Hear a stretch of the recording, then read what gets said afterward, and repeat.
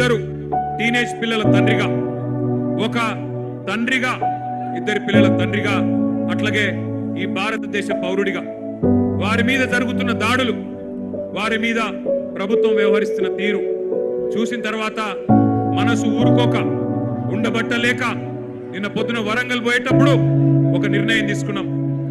ఏదేమైనా ఈ పిల్లల కోసం ఇలా రాజకీయం లేదు, జెండా లేదు, రాజకీయ ప్రయోజనం ఆశించి కాదు. నీ బిడ్డలకు కొట్టడానికి చేతులు వస్తున్నారా? నా బిడ్డలను